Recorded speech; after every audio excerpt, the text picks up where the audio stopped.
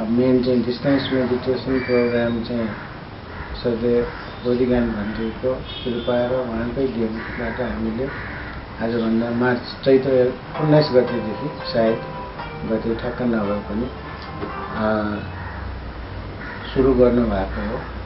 त्यसको पृष्ठभूमि चाहिँ त्योभन्दा 1-2 दिन अगाडि भन्दैलाई मैले फोन गरेर अब लकडाउन सुरु हो, कहीँ निस्किन पनि पाएको छैन, केही गर्नु पनि भएन, घरमा बस्दा चाहिँ सबैलाई जो चाहिँ अब बिहारमा सङ्गत छ या छ वा अरूलाई पनि अब अहिलेको यो आइटी टेक्नोलोजी अनुसार फेसबुक या दुनियाँ छ चाहिँ बिहारमा कुनै पनि कार्यक्रम हुँदा लाइभ सेयर गरिदिने व्यवस्था गरिदियो भने हामी त्यसमा सहभागी भएर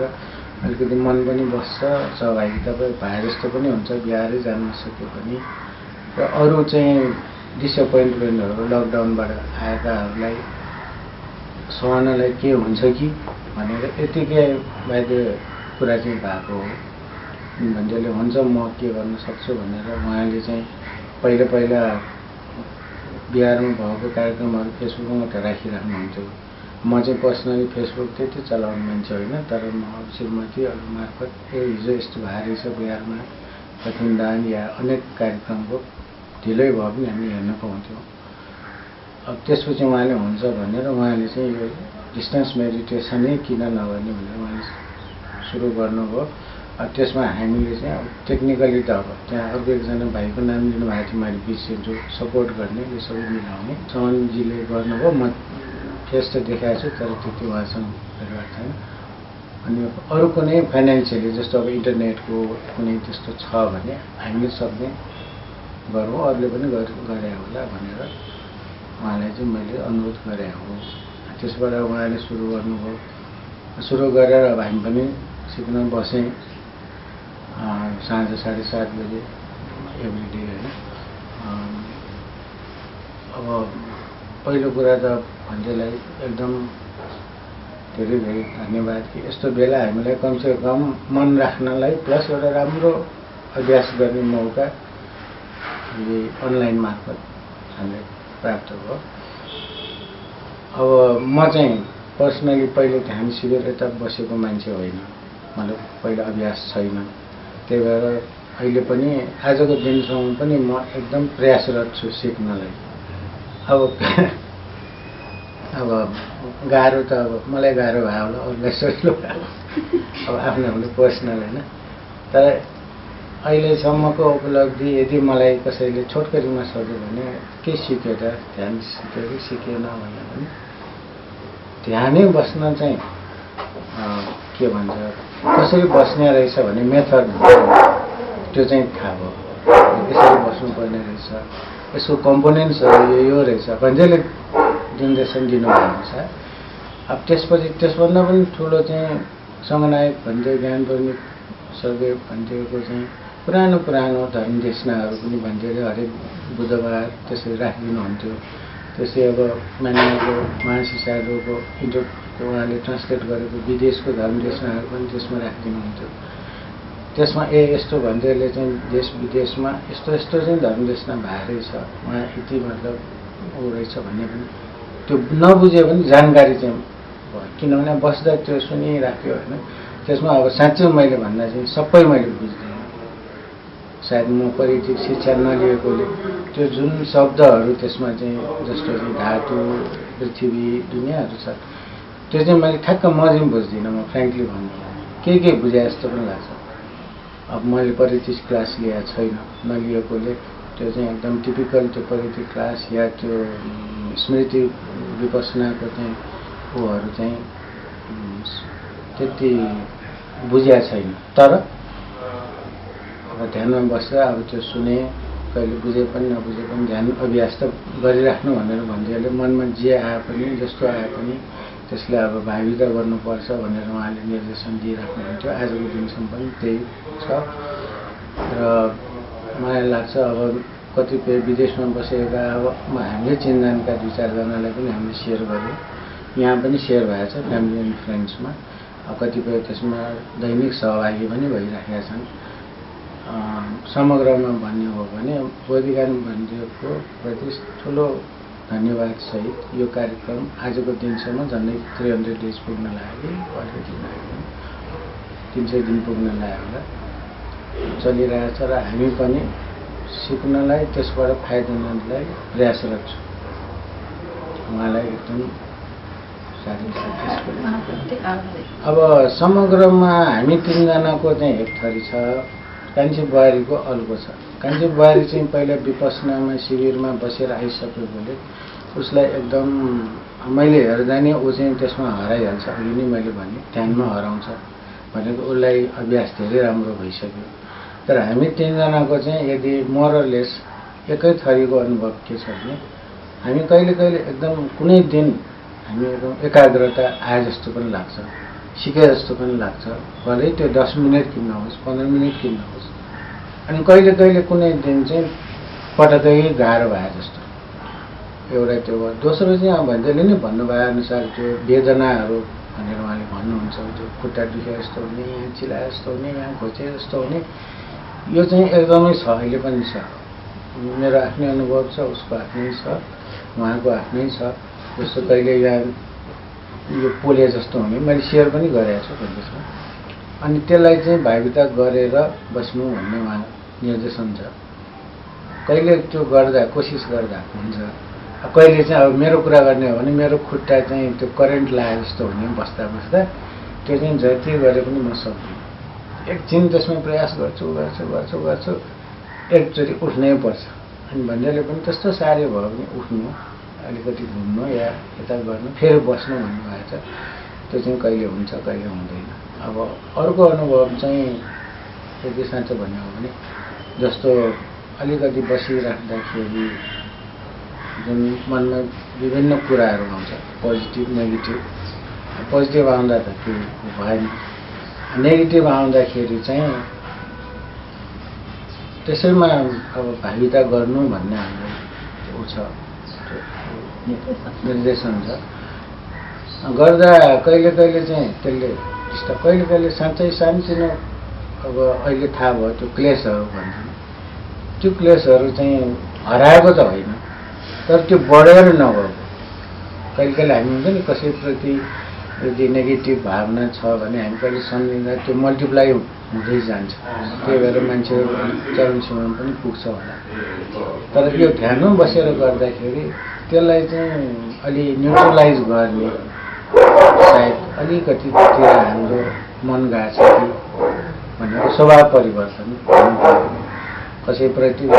बिस्तारै भइहाल्यो नि त, छोडिदेऊ भने जस्तो। जे भयो भयो, द्याट इज पास्ट। त्यसमा किन फेरि रिस राग राखिराख्नु भने जस्तो। अब किनभने आखिरका म पनि मान्छे हो, मेरो पनि कमजोरी छ होला, म कसैको उसप्रति चाहे राइट रङ होला, त्यसलाई चाहिँ बिर्सिने प्रयास गर्नेतिर पनि अलिकति माइन्ड गएको छ कि गएको छै भन्छु म। तर त्यसको मतलब म धेरै फेरि क्लेम पनि गर्दिनँ कि म यहाँ भएँ उहाँ भएँ, त्यो होइन। एकदम छ कि अलिकति स्वभाव परिवर्तन, क्लेश या नेगेटिभ कुराहरू आयो भने त्यसलाई त्यसप्रति धेरै कन्सन्ट्रेट नभइराख्नु, ध्यान बस्दा पनि र ध्यान पछि पनि आफैले आफैलाई के काउन्सिलिङ गरे जस्तो अलिकति त्यो चाहिँ भए जस्तो लाग्छ मलाई। म आफैको अहिले मैले नै प्रयास गर्ने नै पुगेको छैन कि भनेर लागिरहेको छु। आफ्नो प्रयास नपुगेको पनि खालि आत्तिएर पनि हुन्न। फेरि अब मैले भाइले एउटा यो भनेको थियो भने डिस्टेन्स मेडिटेसनमा हामी दिनमा 1 घन्टा बस्छौँ मोरलेस एभरेज। अनि मैले अस्ति विपसनाको त्यो सेड्युल चार्ट हेरेको थिएँ, 24 घन्टामा अथवा एक दिनमा चाहिँ झन्डै 8 कि 10 घन्टा चाहिँ बस्ने रहेछ, राख्ने रहेछ शिविरमा।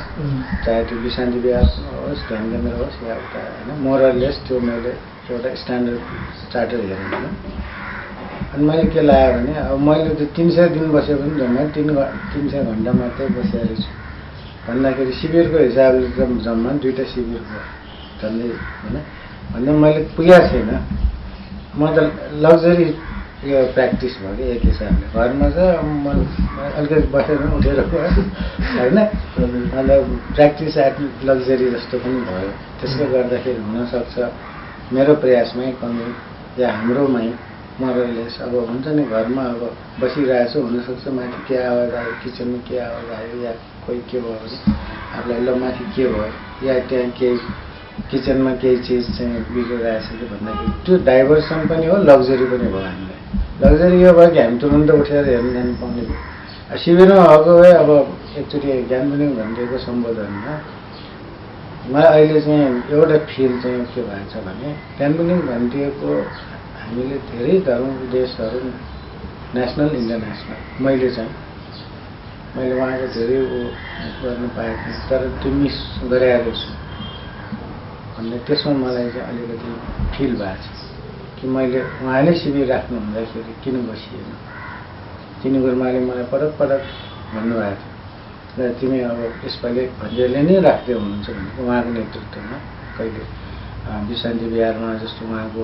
80 वर्ष कि के उपलक्ष्यमा एकचोटि त्यसपछि त्यसपछि एकचोटि चाहिँ ध्यान केन्द्रमा त एकचोटि मेरो नाम पनि राखिसकेको थियो 80 जना पुर्याउने के भनेर पछि चाहिँ त्यो 88 एकजना बिरामी भएर मेरो नाम छ है भनेर मलाई खबर पनि आयो अनि मैले चाहिँ अलिक दोमन थियो ल अब राखिसक्यो नै भन्ने कि बस्ने त्यो बेला चाहिँ पुरै भिक्षु नै बन्ने त्यो पछि फेरि एउटा मलेसियनले जिद्दी गरेर मलेसियनलाई ठाउँ चाहियो भनेर त्यो बेलाको टार्गेट चाहिँ ठ्याक्क 80 भनिदिएको 80 इयर्स कि के को उपलक्ष्यमा थियो अनि त्यो गर्दा त्यो पनि अब एकातिर म होइन म बस्छु भनेर पनि मैले भनिनँ त्यो फ्रेन्ड कुरा त्यो चाहिँ अहिले कहिले सायद त्यो बेला चाहिँ प्रत्यक्ष उहाँको निर्देशनमा बसेर सिकेको भए धेरै सिकिन्थ्यो कि भन्ने चाहिँ लाग्छ त्यही बेला अहिले जस्तो बुहारीले चाहिँ ध्यान शिविरमा बस्दा 10 दिनमा 100 आवर्स झन्डै बसेर आउँछ एभरेजमा अब हामी त 100 दिनमा बोल्नु 100 आवर्स भन्दा अब हामीले चाहिँ प्रयासै नपुगेको छ अझै जस्तो लागेको हुन त मेरो पनि त पुगेको छैन यो त जति बस्यो नपुग्ने छ त्यहाँ त हामीले 10 दिनको एउटा त शिविरमा बसे त पुग्न त मैले वर्किङ आवर्स भने जस्तै कति बस्ने त हामी एक्चुअलमा दिन म हिजो पनि बसेँ भनेर घरमा भन्दा 1 घन्टा बसेको हुन्छ शिविरमा 10 घन्टा लाग्छ अन्त 10 घन्टाको प्रयास 1 घन्टाको त डेफिनेटली साँझे जुनी यो नि आपको नीचे ठकाई मलाई ठ्याक्क ध्यान जोडेर फेटो एउटा ठकाई समेटे अब ओठेन्जी छु बोले अब ठकाई लगे हाले नि ध्यान जस्तो नि आराम का ओठेन जिया का बोले भन्दैन जिन थयो कमजोरी भयो न गुब्ल्या भएर गएको नयाँ विषयलाई दार्जिलिङ गुब्ल्या नभइरहेछ जस्तो ज्ञानमुनि भन्थे या रोजिगानी भन्थे धमदेशनाजीले या छु उपदेशजीले मिखा टिसिलकी अब मठुया होला जिउ शब्दावली त ठ्याक्कै ठुकीमा बोल्ने अहिले जे चुया रहेछ ओ बरु ठो चाहिँ जे ध्यान स्या ठो नेनियो चाहिँ इम्पोर्टेन्ट जे मन्यनियो नाफा मन्यनियो छ ढाका अहिले बरु यहाँ जुनिएको थिएन मिखा चाहेका ध्यान चुनी म फेट्ना चुन अजमे पेम छवे ल्यापटप ब्लूटूथ स्पीकर या उन नहीं हम तसर यार ब्लूटूथ स्पीकर तल ट्याब्लेट या ट्रान्सफर या अथवा मोबाइल या सर्ट तसर जी त कोठा अले वो नेनिमले द चाहिँ वो नेनिउली मिखा टिसिल के बरु उली कन्सन्ट्रेसन मरु हेन्चो जो कमजोरी भयो तर मिखा चागा जल्दी भरि जान ठो त ध्यानै हो शब्द भन मिखा के भन वो चाहिँ जो यहाँ अहिले मिखा टिसिल के स्कर्निको मठो थियो जेवन कि अहिले यहाँ नापान्छे ध्यान दाउ शब्द याप्ले जन्छनो ध्यान शब्द तल ध्यान दाउ छु ध्यान गेना चुन्यो जी रे चाहिँ मने याले कोतल जे चाहिँ मलाई ध्यान चुनि मासी हो छ स्वभाव छ र ध्यान शिविरले नाचो अनि म खैचो अथवा परिस्थिति न विषम परिस्थिति न भन्दैन चाहिँ डिस्टेन्स मेडिटेसन या ध्यान शिविर सञ्चालन यान दिला के नाचकी छे चना कोठा चना ध्यान चुन त अब ओके नीति भन्थे त चाहिँ सबको परिवार प्रति चाहिँ आभार